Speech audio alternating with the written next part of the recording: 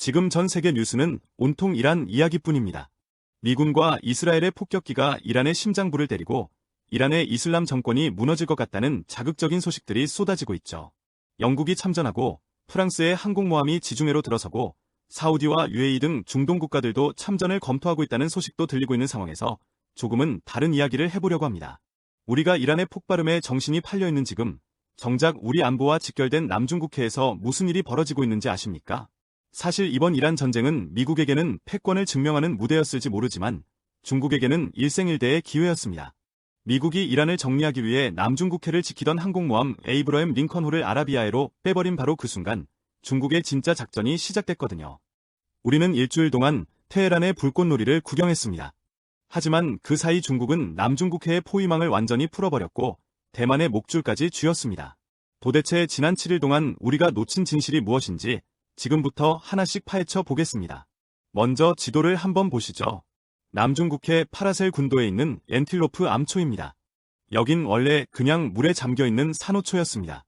그런데 지난 일주일 사이 이곳에 말도 안 되는 일이 벌어졌습니다.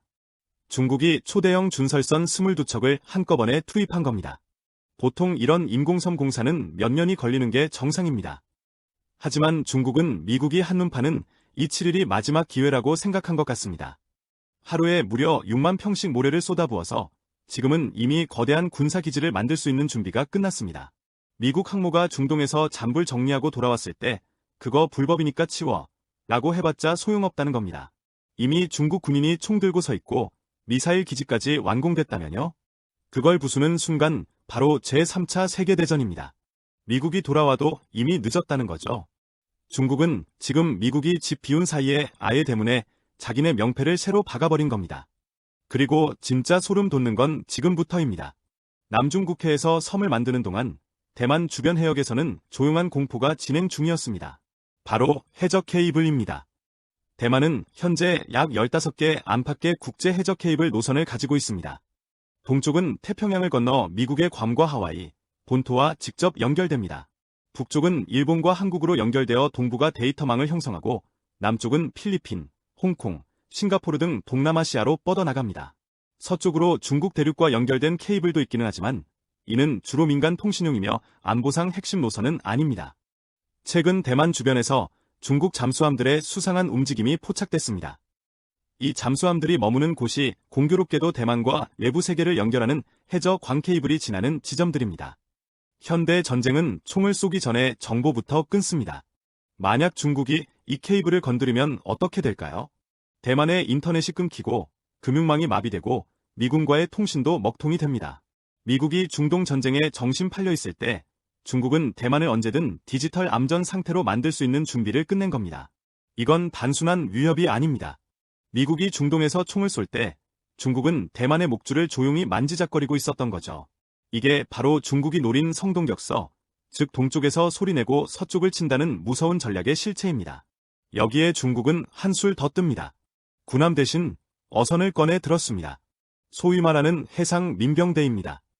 최근 남중국해 주요 길목에 중국 어선 300척이 대열을 맞춰 나타났습니다. 고작 300척이라고 하실 수도 있겠지만 작년 말 중국이 2000척을 동원해 연습했던 해상 봉쇄 전술을 생각하면 이야기가 달라집니다. 이 배들은 고기를 잡는 게 아닙니다. 무장한 민병대원들이 타고 있는 바다 위의 벽입니다. 이들이 남중국해 길목을 촘촘하게 막아버리면 나중에 미국 항모가 돌아와도 지나갈 길이 없습니다. 민간 어선이라고 우기는 이 배들에게 미군이 먼저 대포를 쏠 수 있을까요? 쏘는 순간 전 세계가 비난할 테고 안 쏘면 길을 비켜주지 않습니다. 결국 미국은 석유 패권을 지키겠다고 중동으로 달려갔지만 정작 앞마당인 남중국해는 중국 어선들에게 점령당한 꼴이 됐습니다.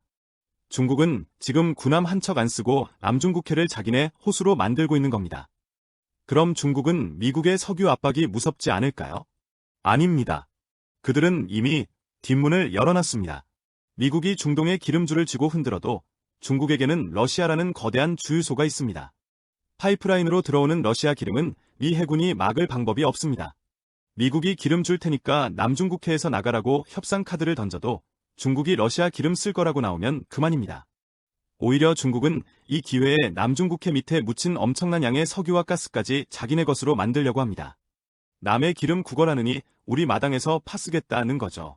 결국 미국이 중동 전쟁에 에너지를 쏟아붓는 사이 중국은 에너지 자립과 영토 확장이라는 두 마리 토끼를 다 잡아가고 있습니다. 어떤 분들은 미국이 유가를 안정시키려고 중국의 이런 행보를 묵인하는 것 아니냐고 묻습니다. 하지만 이건 묵인이 아니라 명백한 전략적 허점입니다. 미국은 지금 이란을 쳐서 석유 패권을 잡는데 너무 몰입해 있습니다. 당장 내일의 유가와 대선을 생각해야 하니까요. 하지만 중국은 10년, 20년 뒤를 봅니다.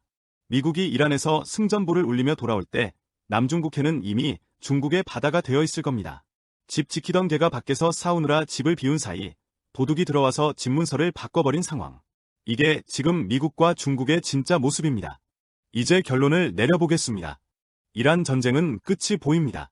미군과 연합군이 잔불 정리를 시작했죠. 하지만 남중국해의 전쟁은 이제 시작입니다. 중국이 박아버린 엔틸로프 암초의 말뚝, 대만 해적 케이블을 노리는 잠수함들, 그리고 바다를 메운 어선 군단. 이들은 미국이 돌아온다고 해서 쉽게 사라지지 않을 겁니다. 우리는 테헤란의 폭음 너머를 봐야 합니다. 미국이 이란에서 이기고 있을 때 중국은 아시아에서 판을 뒤집고 있습니다. 과연 미국이 돌아왔을 때 남중국해의 주인이 누구일지, 그리고 그 변화가 우리 대한민국에 어떤 영향을 줄지 우리는 똑똑히 지켜봐야 합니다.